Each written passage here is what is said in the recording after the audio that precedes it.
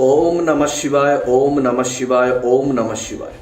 ओम नमः शिवाय। शांताय कारणत्रय हेतवे निवेदयामि चत्तं नंतं गोति परमेश्वर। ओम नमः शिवाय। ओम नमः शिवाय। ओम नमः शिवाय। ओम भूतनाथाय नमः। ओम नागेश्वराय नमः। ओम नीलकंठाय नमः। ओम क्रोध भैरवाय नमः। ओम पाताल भैरवाय नमः। ओम बंग बटुक भैरवाय नमः। ओम महाकाल भैरवाय नमः। ओम शिव शंभु शिव शंभु शिव शंभु। जय भोलेनाथ। আজকের ভিডিওটা খুব খুব খুব গুরুত্বপূর্ণ একটা ভিডিও। আমি সৌরভ শ্রী গুরুপীরানন্দ আপনাদের বহুবার কোশ্চেন করা হোয়াটসঅ্যাপে এবং মেল করার ফলে আমি ভাবলাম আজকের এই বিষয়টাকে নিয়ে ভিডিও বানানো খুব দরকার। কারণ অনেকেই আমাকে বলেছেন আপনি এই টপিকের উপর একটা ভিডিও বানান, যে ভূত প্রেত জিন জিন্নাত খবিজ মাসান কাচ্চে কালবে এগুলো যদি আমাদের উপর থাকে তাহলে আমরা কি করে এর লক্ষণ এবং সংকেত বুঝতে পারবো, যার ফলে আমাদের যে ট্রিটমেন্টটা যাতে সঠিক ওয়েতে হয়। তো আমি আজকের এই যে ভিডিওটা বানাতে চলেছি এটাকে একদমই আপনারা হালকাভাবে নেবেন না। আপনারা গভীরে গিয়ে দেখুন, বুঝুন, উপলব্ধি করুন, ভাবার চেষ্টা করুন এবং আমি যেভাবে বলছি সেভাবেই জিনিসগুলো ঘটছে কিনা খেয়াল করার চেষ্টা করুন। তাহলে বুঝতে পারবেন যে অবশ্যই আপনি কিন্তু খারাপ অবস্থার মধ্যে রয়েছেন, অর্থাৎ আপনার উপর অশুভ শক্তির বাস রয়েছে। তো চলুন শুরু করা যাক। সবার আগেই আমি যেটা বলবো সেটা হচ্ছে, যদি আপনাকে ভূতে প্রেতে জিনে যদি ধরে থাকে, আমি ভূত আর প্রেত শব্দটাই বারবার ইউজ করছি কারণ আমি এর আগে বহুবার বলেছি যে এর প্রকারভেদ আছে। যেরকম ভূত প্রেত জিন জিন্নাত খবিজ কাচ্চে কালবে মাসান এবং বহু প্রকারের আছে, চুড়াল ডাইনি বিভিন্ন পিশাচ পিশাচিনী। তো এগুলোর অনেক প্রকারভেদ আছে, আমি সেগুলোতে যাচ্ছি না। আমি এই শব্দটাকে ভূত প্রেত হিসাবে ব্যবহার করছি। তো যদি আপনাকে ধরে তাহলে কি কি লক্ষণ বা কি কি সংকেত আপনার মধ্যে দেখতে পাওয়া যায় বা আপনি অনুভব করতে পারেন। সবার আগেই আমি যেটা বলবো সেটা হচ্ছে ভয় ভয় ভাব। সবসময় একটা ভয় ভয় ভাব আপনার মনের মধ্যে কাজ করবে, একটা আতঙ্ক সবসময় আপনার মনের মধ্যে থাকবে, একটা টেনশন, একটা উইকনেস, একটা দুর্বলতা কিন্তু সবসময় আপনার মধ্যে কাজ করবে, যেন আমার ভালো হবে না, আমার খারাপ হবে, আমার এই ক্ষতি হবে। সবসময় মাইন্ডের মধ্যে একটা খারাপ চিন্তা আসবে, বিশেষ করে সুইসাইডাল চিন্তা যদি আপনার মধ্যে এরকম আসে, অল্প কিছুতেই যদি মনে হয় যে না আমি আত্মহত্যা করে নেব, সুইসাইড করে নেব, এবং বিভিন্ন ধরনের খারাপ চিন্তাভাবনা যদি আপনার মনের মধ্যে ছোটোখাটো কারণেই যদি চলে আসে, এবং যে কোনো কারণেই যদি খারাপ চিন্তাভাবনা আপনার মনের মধ্যে আসে, তার মানে বুঝতে হবে যে আপনার উপর প্রেত আছে, প্রেতের বাস আছে, ভূত প্রেত দ্বারা আপনি প্রভাবিত, আপনাকে ভূতে প্রেতে ধরে আছে। 2 নম্বর, মানসিক রোগ। আপনার মধ্যে মানসিক রোগের বিভিন্ন রকম লক্ষণ দেখতে পাওয়া যাবে।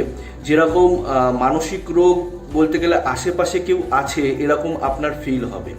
ফিস ফিস করে কথা বলার শব্দ আপনি শুনতে পারেন, যেটাকে হুইসপারিং বলা হয়ে থাকে। কানে যেন কেউ কিছু বলছে, আশেপাশে কেউ যেন আছে, কেউ যেন আমাকে ফলো করছে, কেউ যেন আমাকে তাকিয়ে দেখছে, বা অন্ধকারে কেউ যেন সরে যাচ্ছে ছায়া, এরকম অনুভব হওয়া। হয়তো আপনি ভালো মতো দেখতে পাবেন না, কিন্তু ফিল করবেন, অনুভব হবে।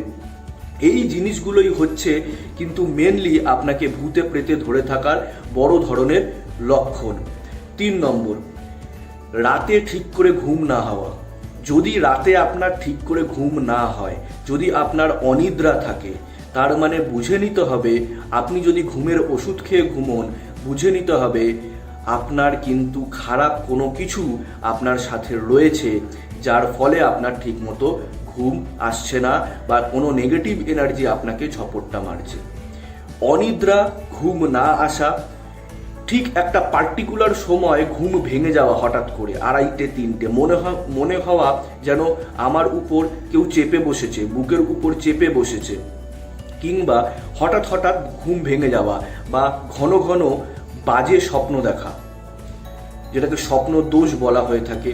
খারাপ ধরনের স্বপ্ন দেখা, বোবায় ধরা, মানে আপনার শারীরিক খুব একটা অস্থিরতা তৈরি হয়ে যায় ঘুমের মধ্যে, আপনি সেন্সে চলে আসেন কিন্তু পুরোপুরি সেন্সে থাকেন না, কিন্তু আপনি কথা বলার চেষ্টা করেন, পাশের লোকটিকে জাগানোর চেষ্টা করেন কিন্তু সে জাগে না, তখন বুঝতে হবে আপনার মধ্যে কোনো রকমের প্রবলেম রয়েছে বা আপনার সাথে কোনো খারাপ নেগেটিভ এনার্জি রয়েছে, যেটা অশুভ শক্তি কাজ করছে আপনার সাথে এবং আপনাকে ক্ষতি করার চেষ্টা করছে। বিশেষ করে এই ধরনের জিনিসগুলো দেখা যায় যে এই খুব খারাপ স্বপ্ন দেখা, এটা তখনই হয়, এটা বেশিরভাগ ক্ষেত্রে ছেলেদেরও হয়, মেয়েদেরও হয়, নারী পুরুষ উভয়েরই হয়। এটা দেখা যায় হচ্ছে কোনো জিন জিন্নাত খবিজ ভূত প্রেত যখন সম্ভোগ করার চেষ্টা করে কোনো মহিলার সাথে, মা বোনেদের সাথে এবং কোনো পুরুষের সাথে, আমাদের দাদা ভাইদের সাথে, তখন কিন্তু এই ধরনের লক্ষণ খুব বেশি পরিমাণে দেখা যাবে এবং স্বপ্নদোষ হবে এবং অন্যান্য নানান ধরনের সমস্যা কিন্তু আপনি ফেস করবেন তখন। ওকে, 4 নম্বর আমি যেই পয়েন্টটা আপনাকে বলতে চলেছি সেটা হচ্ছে কোনো ব্যথা যদি আপনার শরীরে স্থান পরিবর্তন করে, কোনো একটা পার্টিকুলার ধরুন একটা ব্যথা, যেই ব্যথাটা কখনো ঘাড়ে হচ্ছে, শোল্ডারে হচ্ছে, কখনো চেস্টে আসছে, কখনো তলপেটে হচ্ছে, কখনো মাথায় হচ্ছে, কখনো পায়ে হচ্ছে, যদি এরকম মুভমেন্ট করতে থাকে, স্থান পরিবর্তন করতে থাকে, তখন আপনি বুঝবেন যে কোনো প্রবলেম আপনার সাথে ঘটে চলেছে, কোনো অশুভ শক্তি এর পিছনে কাজ করছে। এটাকে একদমই হালকাভাবে কিন্তু নেবেন না। আরেকটা কথা আমি বারবার বলে দিই, এই যে আমি যেই পয়েন্টগুলো বলছি এটা কিন্তু আমার বহু কেস স্টাডির ফলে, আমি আমার জীবনে সাধনা তপস্যা যা করেছি এবং বহু কেস স্টাডি, যা কেস আমি হ্যান্ডেল করেছি এবং বহু ভূত প্রেতের সাথে, জিন জিন্নাতের সাথে যে আমি কথা বলেছি এবং বিভিন্ন দেব স্বরূপ দেবতা শুভ শক্তি এবং তারা আমাকে যে ইনফরমেশন দিয়েছে তার ভিত্তিতে কিন্তু আজকে আমি এই ভিডিওটা বানাচ্ছি। এই ভিডিওটাকে কখনোই আপনারা হালকাভাবে নেবেন না, খুব ভালোভাবে দেখবেন। যদি আপনারা হালকাভাবে নেন তাহলে জানবেন আপনাদের কিন্তু সর্বনাশ খুব দ্রুত গতিতে আপনাদের জীবনে এগিয়ে আসছে এবং আপনাদের জীবনকে দুর্বিষহ থেকে দুর্বিষহ করে তুলতে পারে।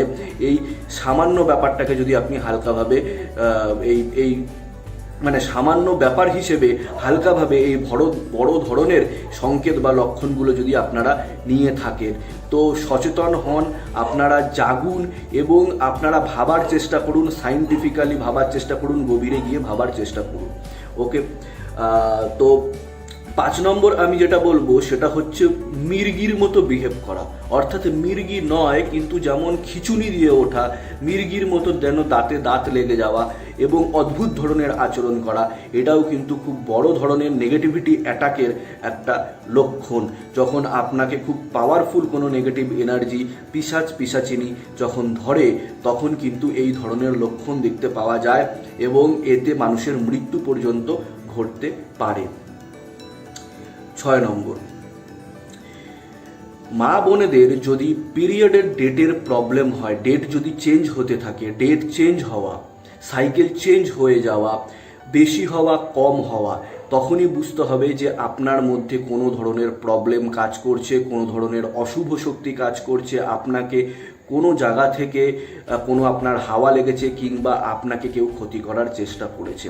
এই ধরনের যে প্রবলেমগুলো হয়ে থাকে যদি, তাহলে বুঝতে হবে যে আপনার মধ্যে কোনো ধরনের প্রবলেম রয়েছে। তো এই জিনিসটাকে হালকাভাবে নেবেন না, সঠিক মানুষের সাথে পরামর্শ নিন, যারা অভিজ্ঞ আছে, যারা এক্সপার্ট আছে, তারা কিন্তু আপনার এই ব্যাপারটা ঠিক করতে পারবে।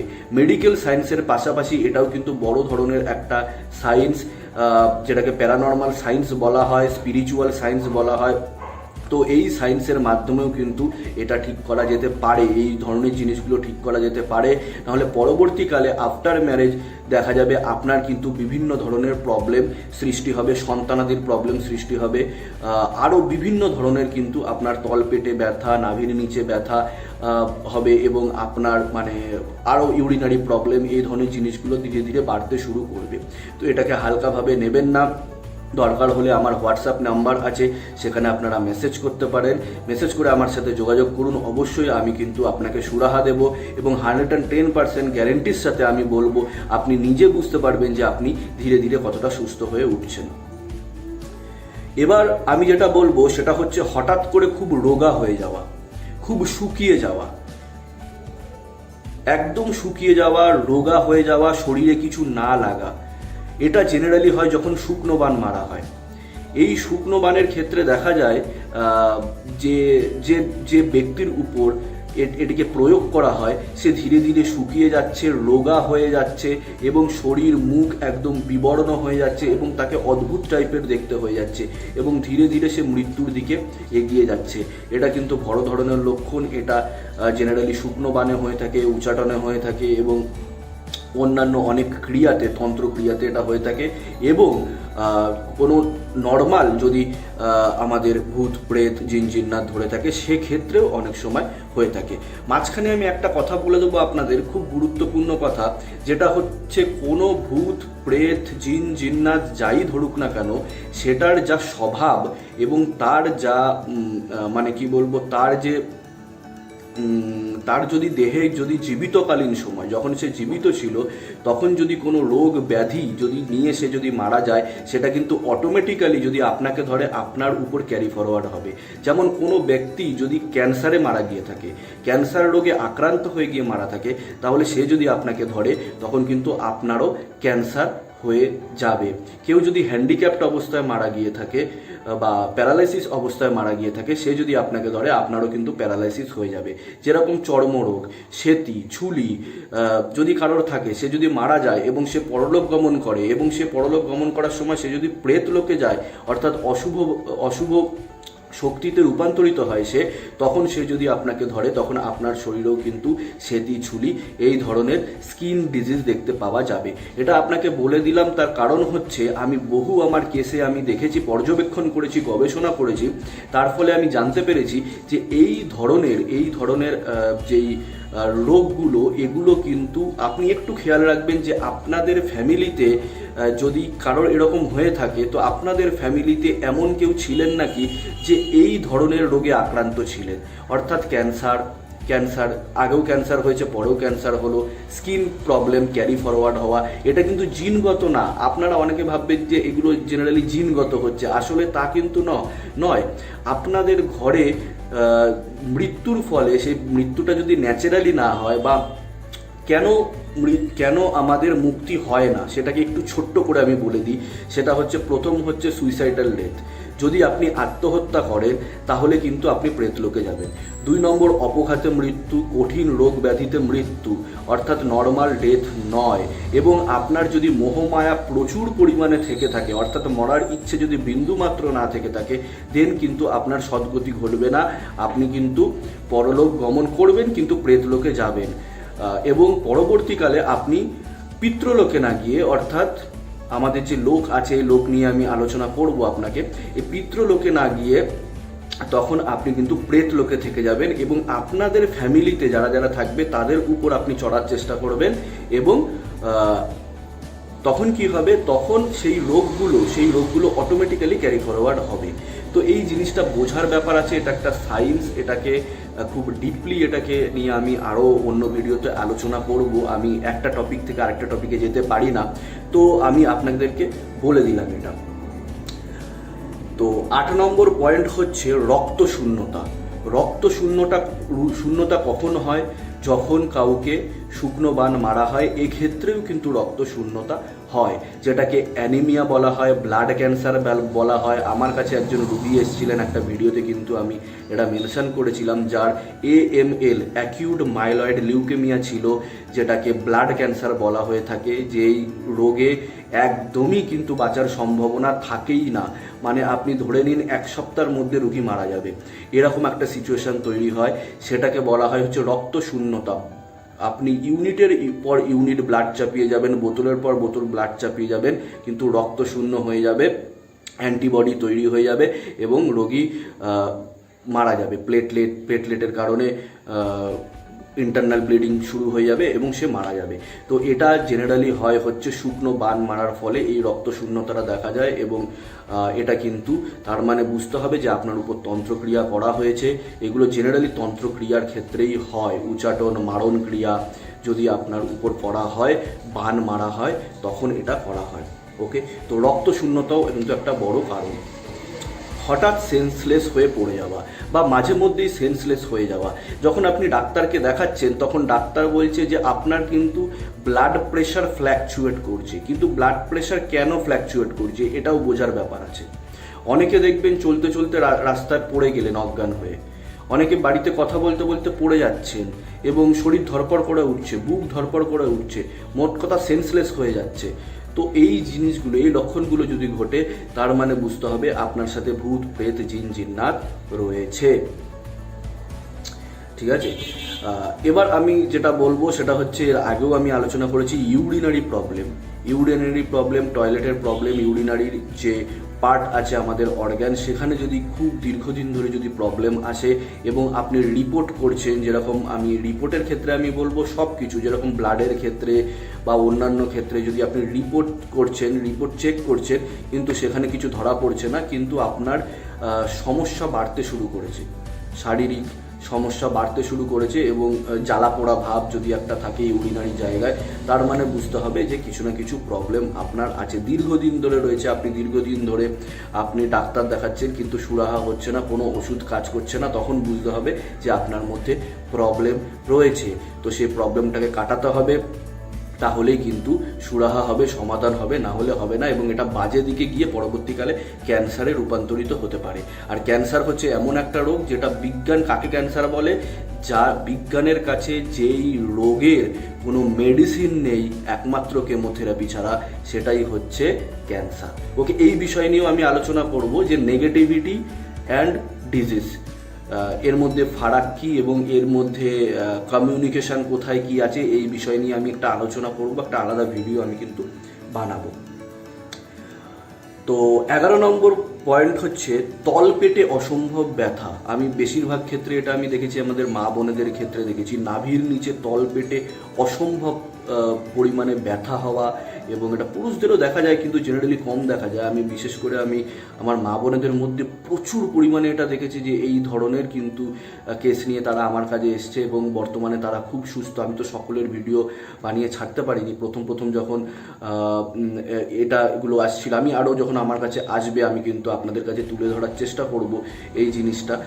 তো এটা কিন্তু কখনোই হাইড করার চেষ্টা করবেন না। ডাক্তারের কাছে যাচ্ছেন, মেডিসিন দিচ্ছেন, ডাক্তার বলছে যে আপনার এটা ডাইজেশনের প্রবলেম, কনস্টিপেশনের প্রবলেম, কিন্তু সেটা 1, 2, 3 দিন থাকতে পারে।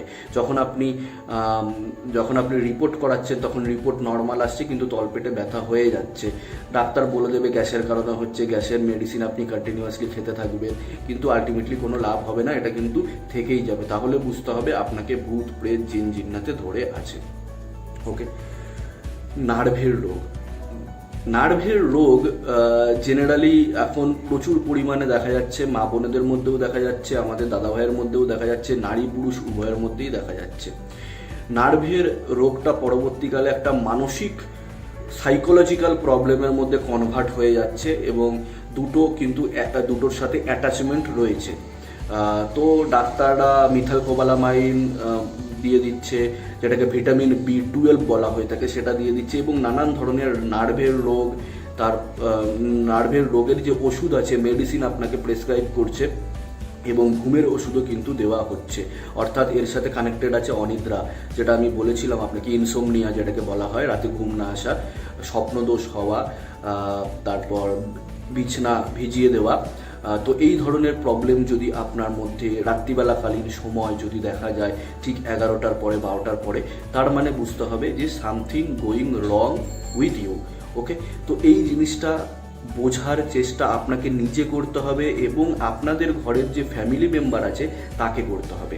আরেকটা জিনিস আমি বলে দিই, মারা যাবার পর অর্থাৎ মৃত্যু হয়ে যাওয়ার পর যদি আপনি এরকম সংকেত পান যে আমার মা ভাই বোন সেই ঘরেই রয়েছে, আমাদের উপর রয়েছে, তাহলে আপনাকে সবার আগে জানা উচিত যে তিনি কি পিতৃলোকে আছে না প্রেতলোকে আছে। এটা কোনো জায়গা থেকে জানার চেষ্টা করুন। যদি সে প্রেতলোকে থাকে তাহলে জিনিসটাকে কিন্তু হালকাভাবে নেবেন না।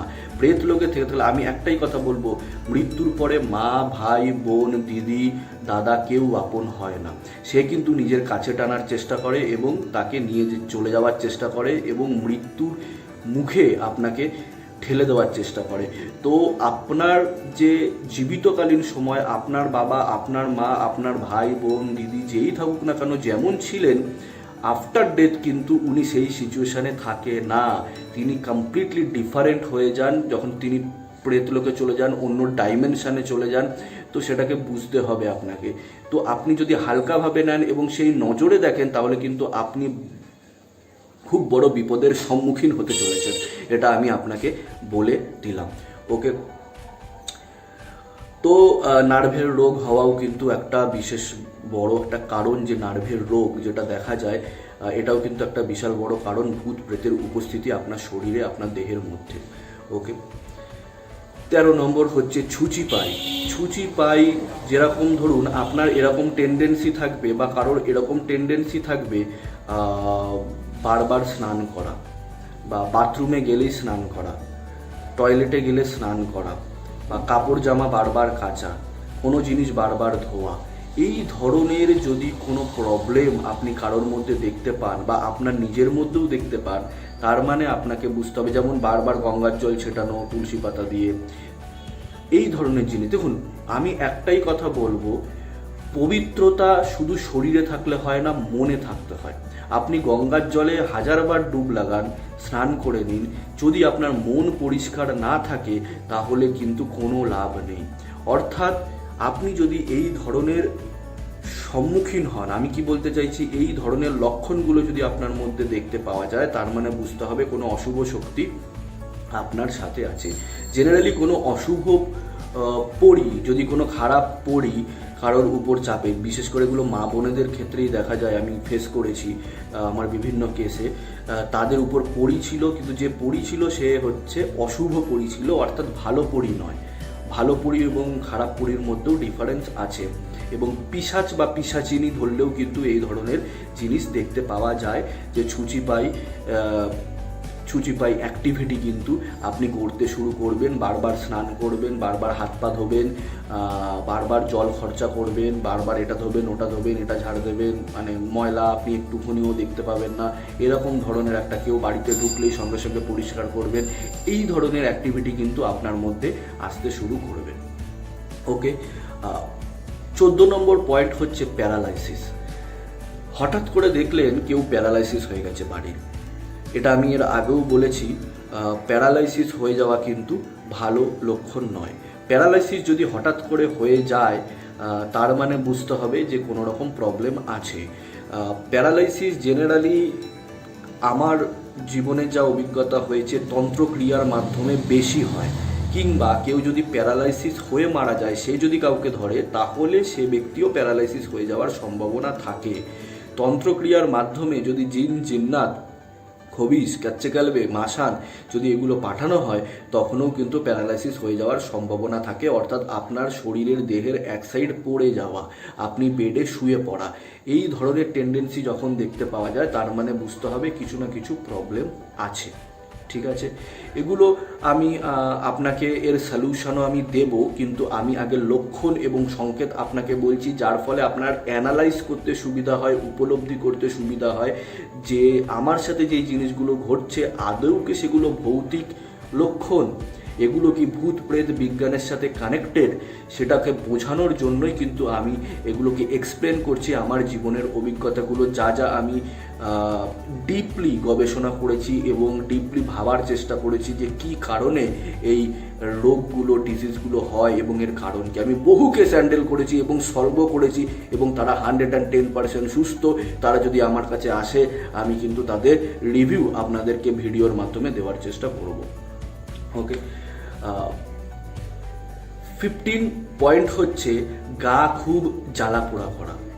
যদি আপনার গায়ে খুব জ্বালা পোড়া করে এবং স্কিন প্রবলেম, যেরকম গোটা গোটা ওঠা, খুব চুলকায়, হঠাৎ করে চুল করছে গা, খুব মাঝে মধ্যেই চুল করছে, মাঝে মধ্যেই খুব জ্বালা পোড়া করছে, তো আপনি না থেকে আপনি ঠান্ডা জল দিয়ে স্নান করছেন বারবার, এই ধরনের যদি অ্যাক্টিভিটি হয়, তখন বুঝতে হবে আপনার উপর শুকনো জ্বালাবান মারা হয়েছে, আপনাকে জ্বালাবান মারা হয়েছে, এটা আপনাকে বুঝতে হবে।